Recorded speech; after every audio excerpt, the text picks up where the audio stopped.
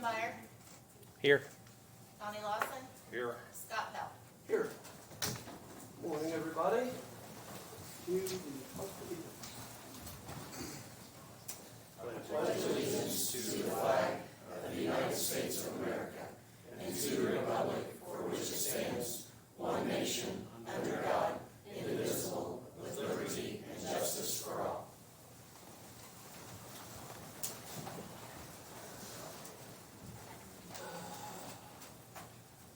Okay.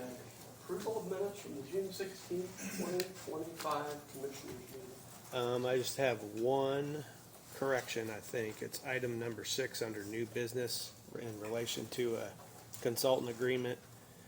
It says that I made a motion to approve with one additional commitment. I believe that the with one additional commitment is just doesn't belong there. That we can verify that, but I would make a motion that we approve the minutes, subject to removing the language about the additional commitment once that's been verified.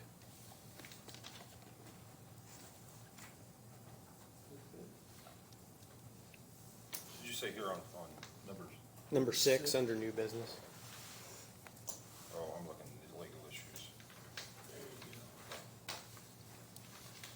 Yeah, I'm looking at the same one. All right.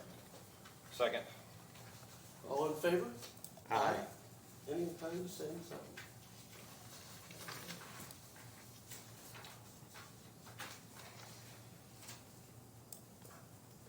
Next up is the consent agenda.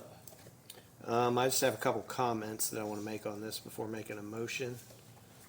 Under item number I, or 4I, it's about the fuel station. So this would kind of finalize that whole issue. It's for $223,000, of which $126,000 is the design, and then just under $97,000 of funds related to work that was done on the fuel station. So we had a meeting to kind of get an explanation of these funds, and less than $40,000 was spent after December 16th, which was when the fuel station was approved last year. And evidently $60,000 was spent, I guess, under the original jail contract starting in March 2024. Had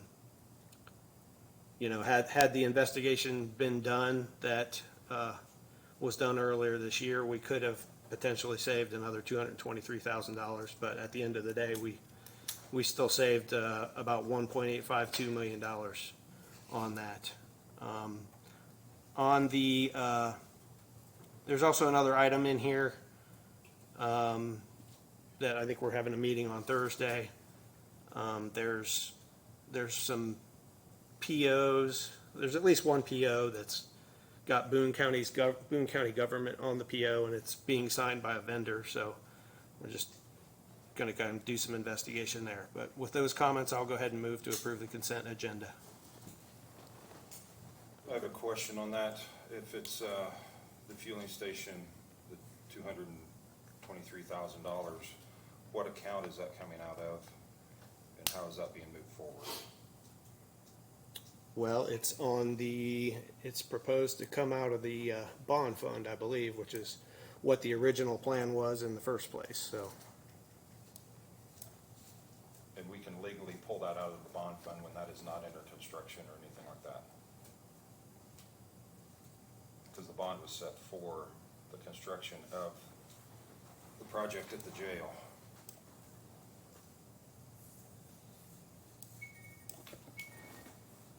Is that a question or a statement? I'm not sure. Both. Do you know, Debbie? I would assume if we. I've asked not to comment on this, you might want to ask for legal counsel. Okay, I'm just asking in general. Yeah, Sorry, I was not, when I looked at you, I was don't asking feel a it should question. come out of the bond, but I have been told that that's not.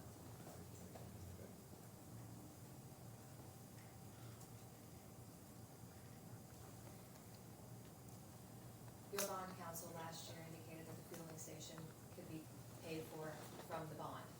So logic and reason dictates that if the fueling station can be paid for from the bond, then canceling that should also be able to be paid from the bond. Okay. Well, complete misunderstanding on my part, because I did not, that's not the way it came through to me, so.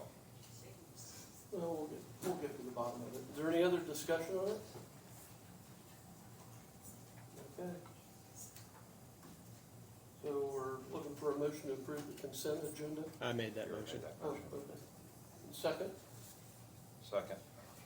All in favor? Aye? Aye. Any opposed, same sign. There is no old business. New business, legal issues. I do not have any maintenance or performance bonds. Next item is bid opening for project 2025-09 Bridge 37 Rigid Deck Overlay. The first one is from Duncan Robertson.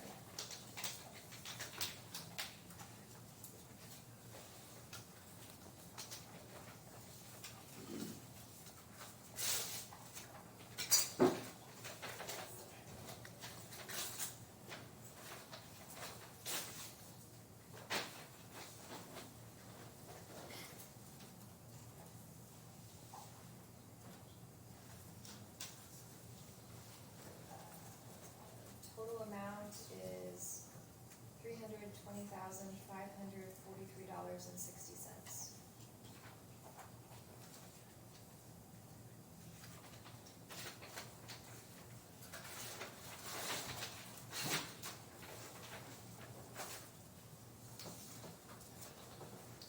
The next one is E&B paving.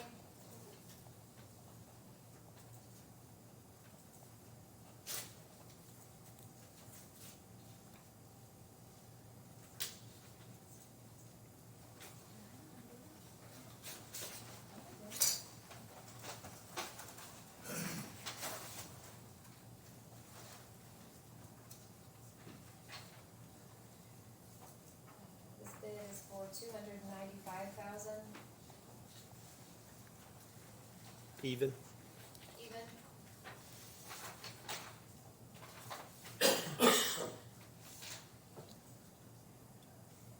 His constructors.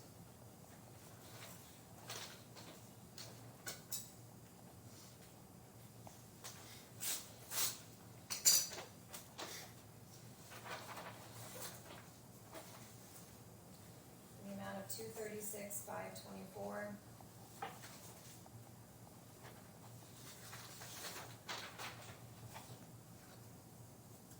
Hoosier Pride.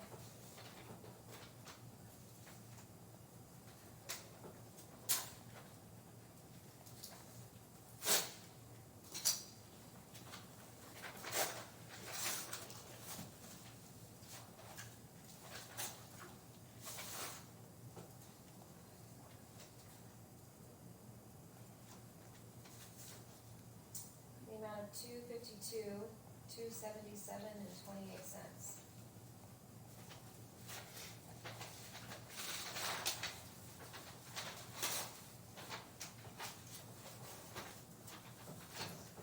And the final is Pontem, Ponten, Ponten Contractors.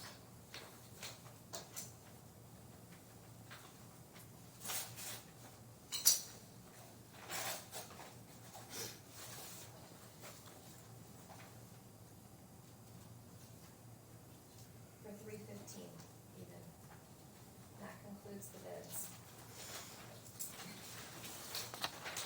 All right, I'd like to thank everybody for bidding on that project, and I'll make a motion that we take those under advisement. Second. All in favor? Aye? Aye. Any opposed, same sign.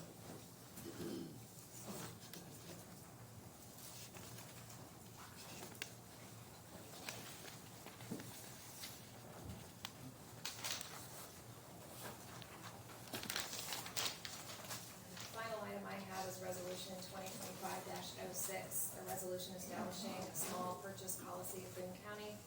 I'm introducing this as for discussion only today.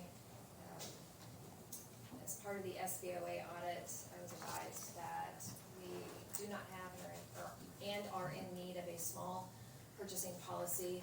By small purchasing, it's anything up to $50,000. The law dictates how we spend money between 50, 150, and greater than 150. Our requirement, we being this board, the purchasing agency for Boone County, you are allowed to establish however many purchasing agents that you would like to have the authority to spend up to a designated dollar amount of appropriated dollars, so that does not have to come before you each and every time. You can imagine for efficiency purposes, if Max had to bring you $100 invoice every time, that just doesn't seem terribly efficient for government. The dollar amount can be anything from $1 to $50,000. What I created was just a starting point and a template. I went through and thought about every person that could likely be considered a purchasing agent for the county, and quite frankly, I just plugged in dollar amounts as placeholders for you all to consider what you actually want those to be. So again, this is just for consideration. I'll put it before you next week, unless you want further time to discuss and give me the dollar amounts, if there's anybody else that you think should be a purchasing agent. Okay. Any discussion or questions? I mean, it makes sense to have one. I think we just kind of need to look at the dollar figures and, like Beth said, and consider it at the next or some meeting in the near future. After looking it over, I would ask that you consider putting IT in there.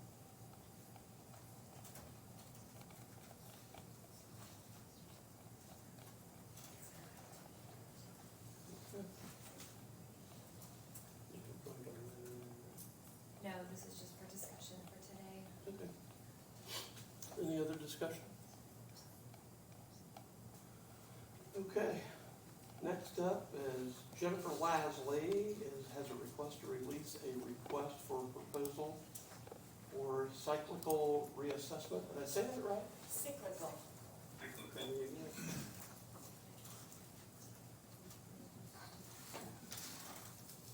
So I actually am on there for B and C. I have both RFPs that it's time. My current contract with my vendor is up at the end of this year. And so I am asking for approval to release an RFP. One is for cyclical reassessment. That is the process that this DLGF has mandated that we have to physically put our eyes on each parcel once every 4 years. And then the other one is for the new construction, the ratio study, the trending, that kind of stuff. And it's pretty, I gave Beth a copy. I assume you guys received a copy of each one of them. And this would be something that, both RFPs would be available for pickup August 1st through the 8th. Any questions need to be submitted by August 11th at 4 p.m. And then my responses to those questions would have to be back to whoever's asking by the 18th at 4. And then all responses would need to be in before August 27th at 3. Okay. Now that was for B. Is this the same thing for actually 6C? Yes, they're both on the same time frame, and I mean, obviously it's different work, but they're both on the same Okay. schedule, so to speak. I move to approve. One question, do we want to open up the August 1st through August 8th? Is there any reason to make that time frame wider, or? Okay. I don't think so. Part of it is because, part of why I would say no, is because we've actually already had to submit our plan for the cyclical, to the DLGF. So if we give it too long, I don't think it's. Yeah, I was more kind of the August 1st date, kind of backing that up, to earlier, potentially. I mean, Personally, I don't see a reason for it because the vendors that are out there doing this work, they're Okay. very well aware of when things are coming about. Do we get very many bidders for it? I didn't have any the last time it was trying to think. I think when Lisa was in was when the actual contract was redone, but they did an extension. And then there was a contract done because I only had one vendor pick it up.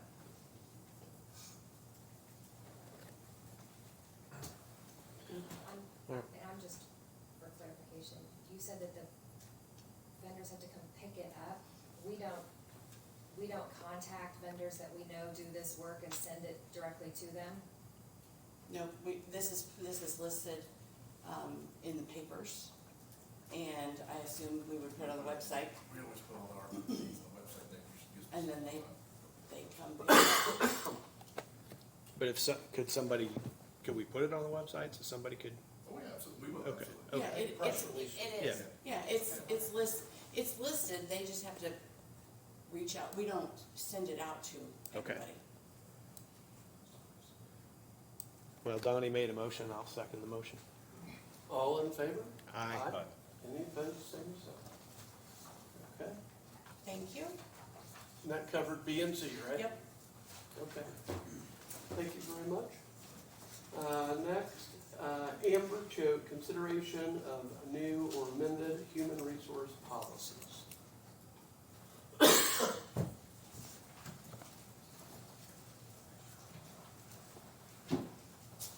Hello. So I have some policies that are for consideration. I ask that they are not voted on today, so that way we can have input privately by elected officials and department heads, for their opinions or recommendations. The first one I have is the HSA contribution policy. So currently, it is standard practice that it is set up by the auditor's office, and I did work with Debbie on some of these policies for the HSA contribution, just outlining what qualifies you to receive HSA. I think this would be for next year, beginning in January. We are recommending to get rid of the wellness program and just make it the HSA contribution at a tiered level. So currently, we give every employee $1,200 that's enrolled in the high deductible health plan. And so when you have an individual deductible, it's much lower than a family. So we would like to tier that. We still come out in the positive. We will be saving money by doing this rather than spending more. And it's a good way to help offset that family deductible. This also would outline, X amount annually with a set amount in January, in the first pay of January, and then the remainder spread out through the rest of the year.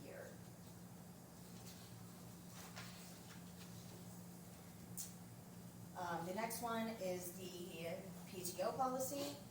This is a current policy that we have with some updates. It is a more broken out accrual rate for years of service, outlining how many, like the increments of minutes that people can take, the PTO cap. There is some changes on here.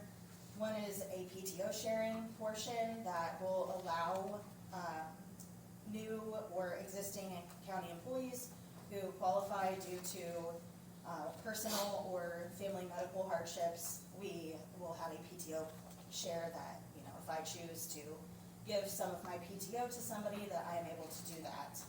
There is a cap amount on the PTO donations for both the receiver and the giver, so I cannot exhaust my PTO trying to help somebody, but if I have an abundant amount, I can do that.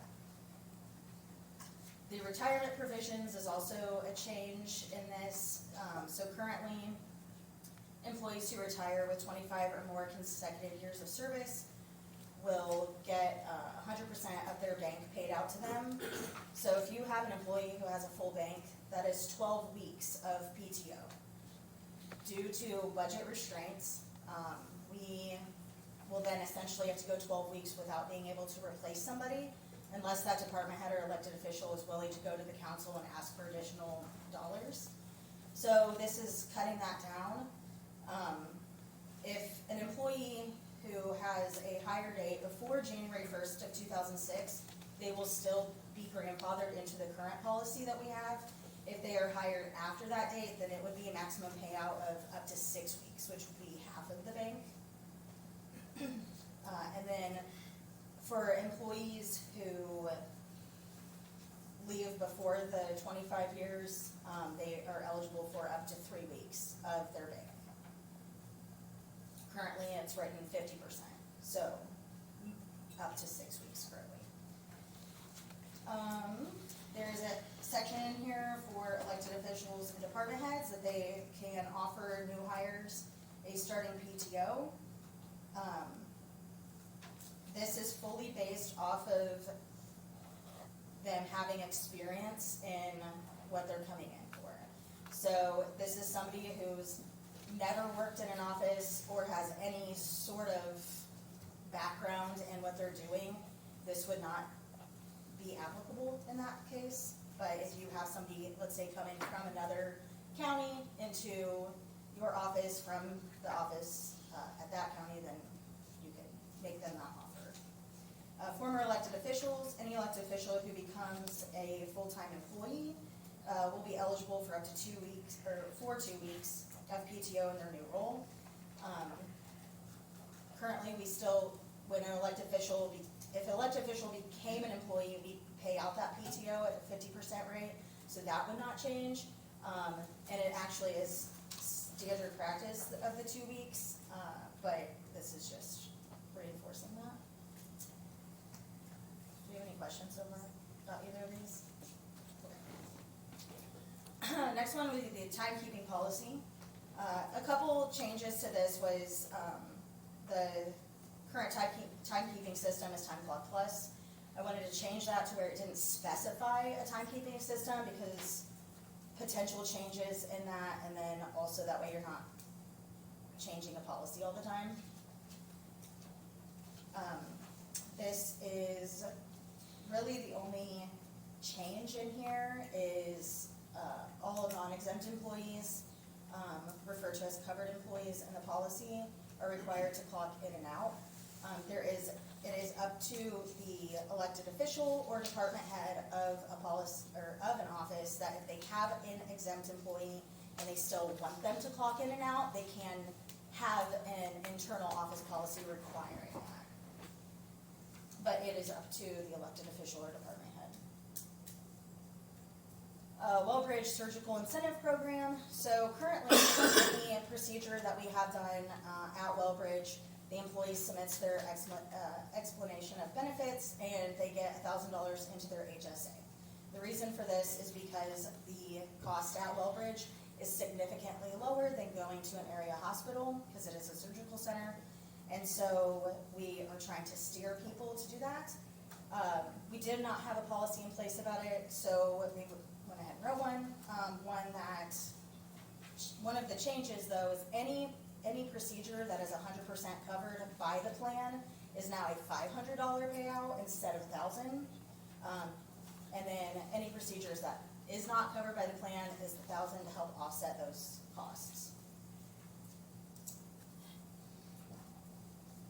One of the other parts of this that I want to touch on is the vasectomy procedure reimbursement. So currently, it is federally required that female contraceptive and sterilizations are 100% covered by all insurance plans. So being self-funded, the county's picking up that claim. That claim is significantly higher than if a male were to go and have a vasectomy done. So as long as they go to Wellbridge to have the procedure done, then the plan will reimburse the employee through their HSA account for that amount. Because since we're on a high deductible health plan, we cannot waive the deductible. We still have to pay first dollar, so we'll just reimburse them.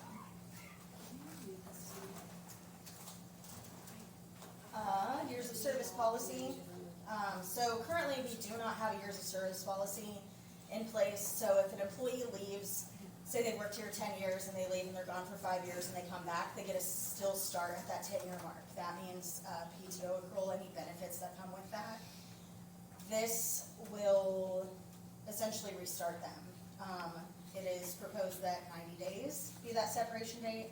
Obviously, these will be up for discussion privately after the meeting with department heads and elected officials, but anything more than 90 days, they start over. If they come back within that 90-day period, then they still get to keep their years of service time. This would not affect their retirement funds. And then bereavement leave policy, so there's a couple things that we wanted to change on here, adding some of the steps in there, so step grandchildren, step in-laws, step siblings, step grandparents, and grandparents are also added. And then there's also a consecutive day requirement that bereavement leave must be used consecutively. If you wish to have an exception made, that maybe you have a celebration of life that you're doing in a few months, then you would submit that to Human Resources and the commissioners to have that approved. But if not, then you will have to take it consecutively. Okay, that is all I have. If I don't have any questions. Covered a lot. It was a lot. Consideration of the NeoGov contract renewal, or, You're next. Oh, no. sorry. I was trying to catch you before you sit down. So this is for the current modules that we have on NeoGov, but dropping the Learn module, but renewing the current ones that we have. It will be going in front of council as long as, for funding purposes, and then back in front of the commissioners for contract signing. But just so that way you guys are aware that that will be coming up. Do we need approval on that, or? No, because it's for the current existing modules, and we don't have funding for it yet. So once Okay. council tomorrow, or well, for budget workshops, but I'll just bring it back to you after I get funding. Okay, yeah, it looks like it addresses the, kind of the question I had about the existing modules last meeting, because the savings was gonna be somewhere between $80,000 and $100,000 versus what we contemplated last year, and it sounds like it's probably gonna be closer to 80 with For these. the I didn't do entire the, system. I didn't do the math, but it's kind of what it looks like to me, just kind of off the top of my head, so.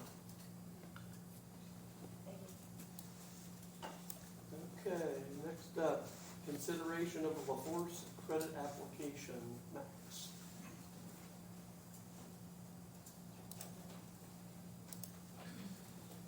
Morning, sorry. This is just a credit application with LaForce Stores Security Systems. They are the company that we used with the Justice Center project for all of our commercial hardware and keys.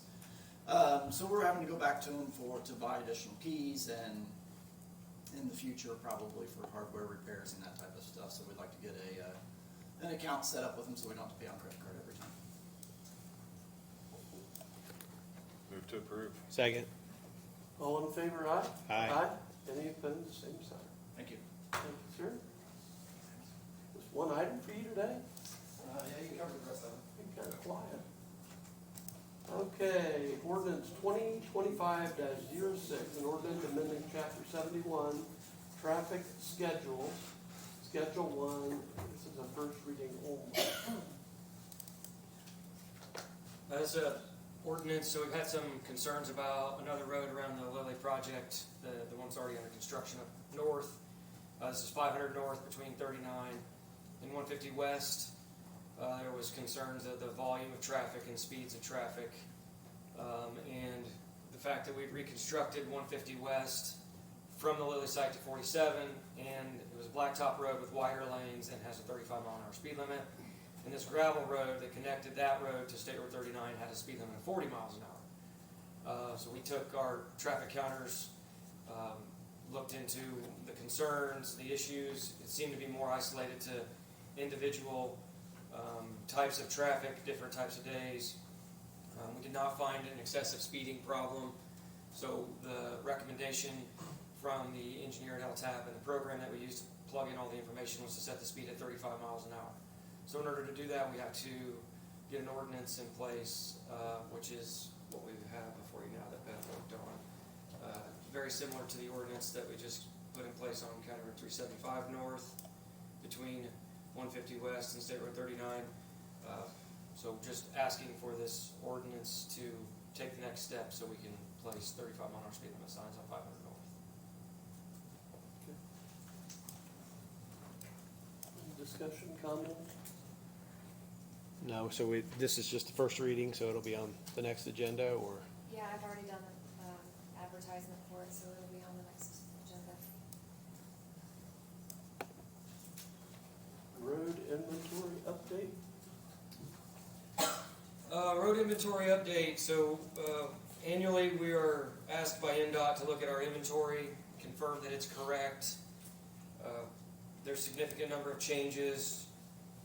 We haven't made these changes in a couple of years. A lot of things we're moving with annexation. So as anything gets annexed, or as there's developments and new roads come into our jurisdiction, we have to report that to NDOT. That information is used to for a variety of reasons, but one of the primary ones is to set our funding formula. So we get funded through motor vehicle, highway, local roads and streets funds based on road mileage as part of the formula. It's not the sole amount of the formula, but this road mileage number is used for that purpose, and we have a significant number of updates to our road miles because of the annexations, primarily Lebanon's annexations for the League District, and there are some smaller annexations around Whitestown. We do have some new roads that we have not been in our inventory that need to be added to our inventory. So we're asking for the execution of the letter that goes to NDOT. The total reduction of our miles from our inventory is going to be 38.66. That's with any of the new ones and removing any of the old ones that were in our inventory previously. Why I want to make sure I point this out is that right now we're currently maintaining gravel roads in that annexed area because we are still receiving the funding. Once this funding formula changes and we would stop receiving the funding, we'll need an MOU or an interlocal agreement with the city to put those back into our inventory, or so that we get the funding to maintain those gravel roads. And that would be the next step once this would get changed. But we have to update NDOT. They're not in our inventory. They're not in our area any longer. They have been annexed. So we need to submit this letter to NDOT updating what our certified road miles are. Move to approve. Second. All in favor? Aye? Aye. Any opposed, same sign. Crackers, oh wait, I'm sorry, Project 2025-10, Crackers Demo Agreement. That is list of projects. Crackers Demo is the lowest bidder on SC020, which is a small structure on County Road 450 North between 1100 West and the county line. The contract amount is $158,750. We've appropriated the funds as part of the small structure replacement line in the Cuban Bridge Fund. They were under estimate and they were the low bidder, and we're requesting execution of that agreement. It's on our standard contract language. Move to approve. Second. All in favor? Aye? Aye. Any opposed, same sign. Okay. Project 2025-08, polymeric bridge deck overlays, BFS, task order number 60. Okay, so task order number 60 is for the construction inspection of that project.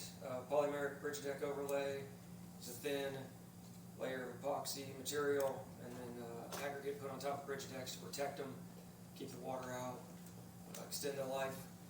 This is the task order for the inspection of that work. We opened those bids at the last meeting as well, which is the next item for construction agreement. We sent out a request for proposals to firms that had submitted recently on other construction inspection projects, asking for who they could put on this project. We scored those internally, and BFS had the highest score due to who they were going to put on the project, the level of experience they provided, and the availability of them. This project is anticipated to start in the next couple of weeks. This agreement we paid for out of Cume Bridge funds, a bridge preservation line, and requesting execution of that task order. Move to approve. Second. All in favor, aye? Aye. Any opposed, same sign. The total amount of that was $49,200. Forgot to mention that. Not to exceed. Not to exceed. It's an hourly not to exceed. Next up, project 2025-08 Polymeric Bridge Deck Overlays, RAM. Yep, Ram Construction was the low bidder. The project I just referred to, it's overlay on those bridges. There's about 8 or 9 of them. Several bridges that meet the criteria that were on the highest scoring list. We put a list together of bridges that we wanted to do this treatment. And they want to get started in the next couple of weeks. And this agreement is for $261,828.83. It will also be paid out of the bridge preservation line in Cume Bridge. It's already appropriated funds. Move to approve. Second. All in favor, aye? Aye. Any opposed, same sign. Thank you very much, Nick. Next up is the compensation committee updates. And we're currently working on policies and procedures, as you've all heard from Amber. And she's talked about most of the items as far as current updates, so I won't worry you with all of it again. But we're doing a lot of work on the compensation committee right now, so I appreciate all the stakeholders. Good help and input with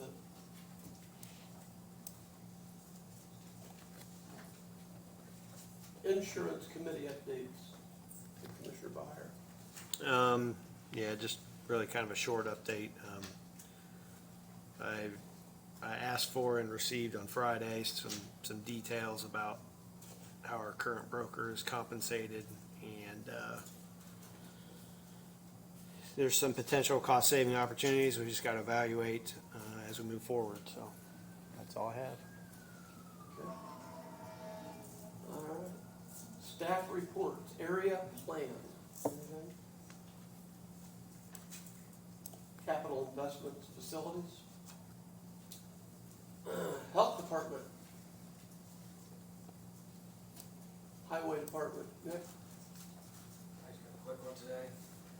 We got 13 proposals for another project, construction inspection. County Road 400, County Road 100, roundabout project. His letting is in February. It's federally funded, so we have to go through the process to select a consultant for the inspection. And at the stage we received the proposals, and we need a scorer. Typically get a commissioner to participate in the scoring. In the past, Donnie's done it, I know Tim's done one recently. But we require reviewing and scoring the 13 proposals. And we need those back by the 22nd, if at all possible. So I just need one of you to do that. I'll be happy to do it again. Okay. I've got the binder here, so I'll get that to you before you leave. Yep. How's that? Thank you very much. Human resources. IT support. Communications. 4-H fairgrounds. Andrea Hatfield with Purdue Extension, reporting for 4-H Fairgrounds. You're going to regret that you put me on the agenda every week because I'm going to share something every week. So fair's here. We started pre-fair judging. We got 3 days in. It officially opens to the public on July 20th, which is Sunday. We do have some pre-fair activities coming up before then. I brought along today some little flyers put together by one of our volunteers. We have had a great group of Fair Board volunteers that have put together a lot of new activities, so be sure to come out and visit us at the fair. I will be asking Sean to send out something on my behalf, since I'm not a county employee. I don't have the ability to send something out to all of you. But HR had shared that you could qualify for a $50 wellness credit by volunteering with the community, and volunteering at the fair counts. So I will share those opportunities with you again, and if you have any questions, I'm happy to answer. Very good. Thank you. Thank you very much. Okay, brings us to public comment. Anyone have anything? Approval of claims. I'll move to approve claims as submitted. Second. All in favor, aye? Aye. Any opposed, same sign. Any commissioner comments? Yeah, I've got a couple. So last meeting, I kind of referred to the wheel tax and finding efficiencies in government, and so I guess I got a couple comments related to that. I've got some, hopefully council can kind of address these issues, but it's kind of been brought to my attention that, so we have a salary study in place. And then there's also stipends and grants that sometimes get used to pay people. And I'm not suggesting there's any nefarious things going on, but it's kind of confusing when I look at claims too. And I've asked Debbie before, I'm like, why is this so high this week? So I think just maybe some clarity on, the salary study and the salaries being inclusive of stipends and grants, and, that those aren't being kind of added on to what the salary study says. So that's just one comment. And then, it's the HB 14, House Bill 1461 is the state bill that deals with wheel tax.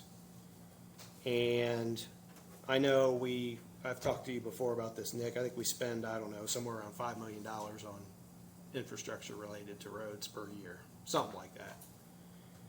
And I just kind of take issue with the state. Essentially, they're blocking access to public funds,